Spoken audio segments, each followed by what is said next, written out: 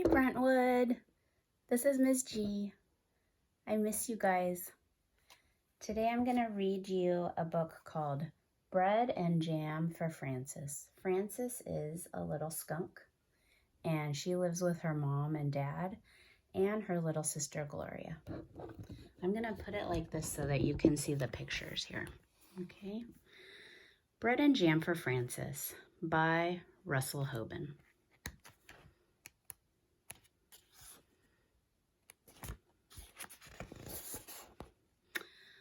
It was breakfast time. Father was eating his egg. Mother was eating her egg. Gloria was sitting in a high chair and eating her egg too. Frances was eating bread and jam. "What a lovely egg," said Father.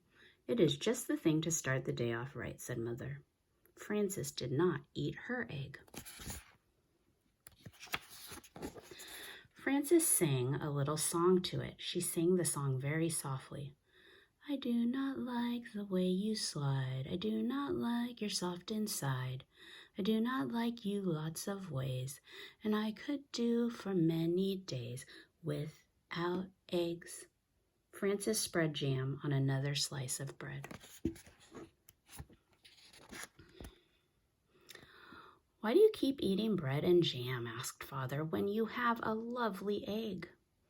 "I like bread and jam," said Frances, "because it does not slide off your spoon in a funny way." "Well, of course," said Father, "but there are other kinds of eggs." "Yes," said Frances, "but sunny-side-up eggs lie on the plate and look up at you, and sunny-side-down eggs just lie on their stomachs and wait." Frances picked up her books, her lunchbox, and her skipping rope, and then she kissed Mother and Father goodbye and went to the bus stop.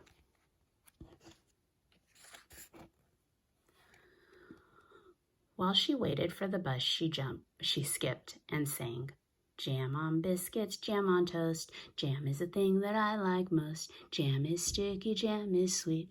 Jam is tasty, jam's a treat.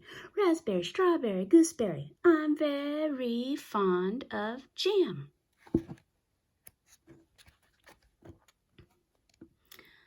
That evening for dinner, Mother cooked breaded veal cutlets with string beans and baked potatoes. "Ah," said Father, what is there nicer on the plate and tastier to eat than breaded veal cutlet?" "It is a nice dish," said Mother. "Eat up the string bean, Gloria." Frances looked at her plate and sang, "What do veal cutlets wear before they're breaded? Flannel nightgowns, cowboy boots, furry jackets, sailor suits." Then Frances spread jam on a slice of bread and took a bite. "She won't try anything new," said Mother to Father. "Well," said Frances, "there are many different things to eat, and they taste many different ways. But when I have bread and jam, I always know what I am getting, and I am always pleased."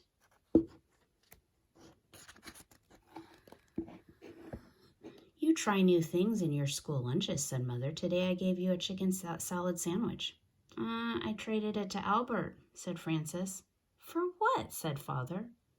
"Bread and jam," said Frances. The next morning at breakfast, Father sat down and said, "Now I call that a pretty sight. Fresh orange juice and poached eggs on toast." Frances began to sing a little song.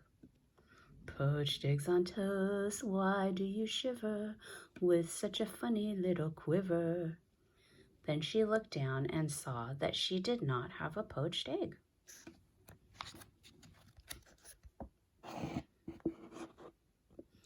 "I have no poached egg," said Frances. "I have nothing but orange juice." "I know," said Mother. "Why is that?" said Frances. "Even Gloria has a poached egg, and she is nothing but a baby." "You do not like eggs," said Mother. "Have some bread and jam if you are hungry." So Frances ate bread and jam and went to school. Can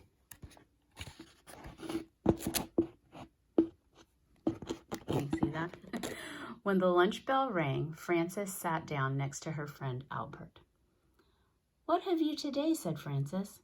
I have a cream cheese, cucumber, and tomato sandwich, said Albert, and a hard-boiled egg, and salt shaker, and a thermos of milk, and a bunch of grapes, and a tangerine, and a cup custard. What do you have? He said. Frances opened her lunch. Bread and jam, she said. You're lucky, said Albert. That's just what you like.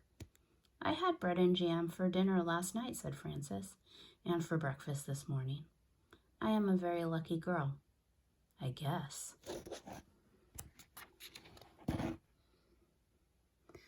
Albert took a napkin and tucked it under his chin. He arranged his lunch neatly.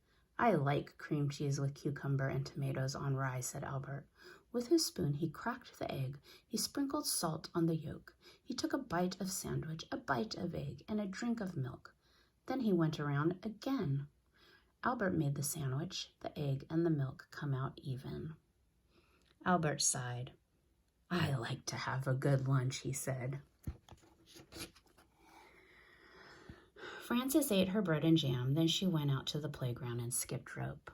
She did not skip as fast as she had skipped in the morning, and she sang, Jam in the morning, jam at noon, bread and jam by the light of the moon. Jam is very nice. When Frances got home, Mother said, I have a snack all ready for you. I do like snacks, said Frances. Here it is, said Mother, a glass of milk and some nice bread and jam for you. Aren't you worried that maybe I will get sick and all my teeth will fall out from eating so much bread and jams? Asked Frances. I don't think so. And I don't think that will happen for quite a while, said Mother. So eat it all up and enjoy it. Frances ate up most of her bread and jam, but she did not eat all of it. After her snack, she went outside to skip rope. Frances skipped a little more slowly than she had skipped at noon, and she sang, Jam for snacks and jam for meals. I know how a jam jar feels, full of jam. That evening for dinner, Mother cooked spaghetti and meatballs. I am glad to see there is enough for seconds, Father said, because spaghetti and meatballs is one of my favorite dishes. Try a little spaghetti, Gloria, said Mother. Frances looked down at her plate. There was no spaghetti and meatballs on it. There was a slice of bread and a jar of jam. Frances began to cry. My goodness, said Mother, Frances is crying. What is the matter? Asked Father. Frances sang a little sad song. What I am is tired of jam. I want spaghetti and meatballs, said Frances. May I have some, please?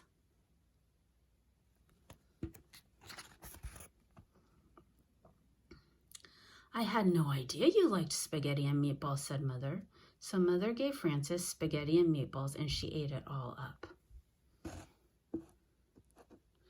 The next day, when the bell rang for lunch, Albert said, What do you have today? Well, said Frances, setting a tiny vase of violets on her desk. Let me see.